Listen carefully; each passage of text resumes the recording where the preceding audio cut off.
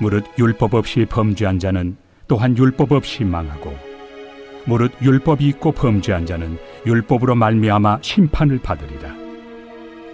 하나님 앞에서는 율법을 듣는 자가 의인이 아니요 오직 율법을 행하는 자라야 의롭다 하심을 얻으리니, 율법 없는 이방인이 본성으로 율법의 일을 행할 때에는 이 사람은 율법이 없어도 자기가 자기에게 율법이 되나니, 이런 이들은 그 양심이 증거가 되어 그 생각들이 서로 혹은 고발하며 혹은 변명하여 그 마음에 새긴 율법의 행위를 나타내느니라. 곧 나의 복음에 이른 바와 같이 하나님이 예수 그리스도로 말미암아 사람들의 은밀한 것을 심판하시는 그날이라.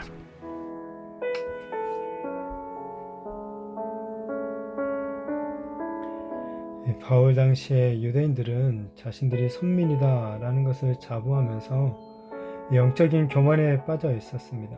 그들은 할례를 받았고 율법을 수여했다는 사실을 자랑을 했었는데, 바울은 그 할례와 율법이 그저 유대인과 이방인을 구별해주는 이 표지 역할만 할 뿐이지 그것 자체가 어떤 구원의 조건은 아니다라고 가르쳐주고 있는 거죠. 유대인과 이방인이 아무런 차이가 없는 것은 또 아니죠. 유대인은 율법을 알고 있었지만은 이방인들은 알지 못했기 때문에 하나님께서 사람에게 요구하는 것이 무엇인지를, 또한 하나님께서 싫어하시는 죄가 무엇인지를 이방인들은 정확하게 알지를 못했습니다. 하지만 그들 사이에 이 본질적인 차이는 없는 거죠. 왜냐하면 하나님은 이방인들에게도 하나님을 알만한 것들을 보이셨기 때문이다 라고 앞에서 얘기를 했었죠. 이방인들은 율법을 모르는 상태로 자기 죄에 빠져서 자기 죄 때문에 멸망할 것이고, 유대인들은 율법을 아는 상태로 역시 자기 죄 때문에 심판을 받게 되는 거죠.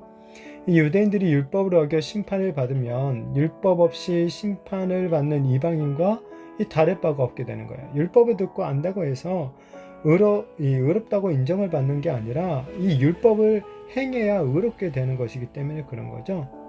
유대인들이 안식일마다 회당에서 율법을 듣는다고 해서, 절기 때마다 제사를 하고 율법을 듣는다고 해서 하나님의 은혜를 얻을 수 있는 것이 아니라는 거예요. 마찬가지로 오늘날 단지 매주일 교회에 나와서 예배를 드린다고 해서 그것이 어떤 구원의 조건, 구원을 받는 것은 아니죠. 거룩해지는 것도 아니에요.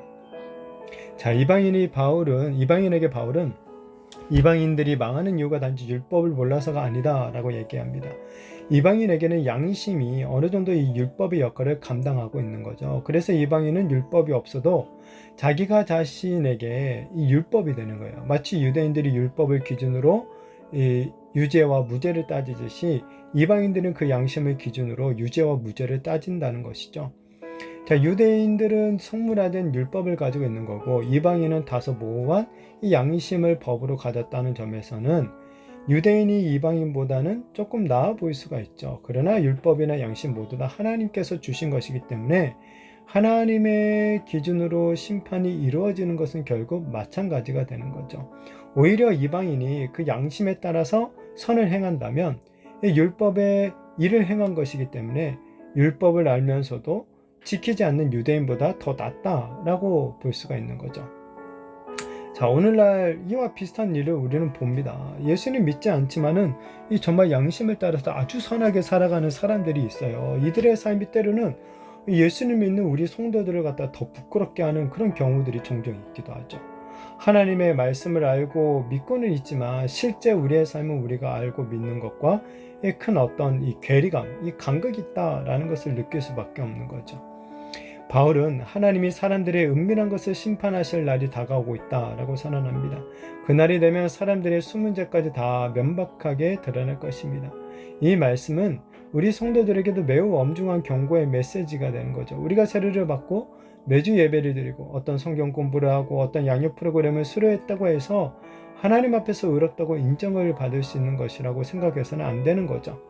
우리 주님이 다시 오셔서 세상 모든 사람들을 심판하실 때 우리의 감춰진 허물이 모두 다 드러날 그때를 생각한다면 정말 두려움과 떨림으로 우리의 구원을 이루어 가야 되는 거죠. 정말 죄악을 멀리해야 되고 작은 죄로도 철저하게 회개하고 오직 예수 그리스도의 그 십자가만을 붙들고 은혜 아래에서 살아가야 될 것입니다. 바울은 유대인이라고 해서 곧 의인이 아니고 모두가 죄인임을 논증해 가고 있습니다. 성도는 용서받은 죄인이고 불신자들은 용서받지 못한 죄인일 뿐입니다. 그렇게 우리가 더 의롭다고 생각해서는 안 되죠. 그들보다 나은 게 하나도 없음에도 불구하고 하나님의 측량할 수 없는 은혜로 말미암아 우리들이 죄 용서함을 받은 것이죠. 이 놀라운 은혜에 더욱더 우리는 감사하고 또한 이 은혜를 아직도 깨닫지 못한 사람들에게 그것을 나누고 전해야 되는 거죠. 정말 우리가 자랑할 것은 오직 십자가밖에 없다라는 것을 기억하면서 오직 우리를 구원하신 예수님의 그 십자가만을 더욱더 붙잡고 살아가게 되는 저와 우리 모든 성도님들이 되시기를 예수님의 이름으로 축복합니다.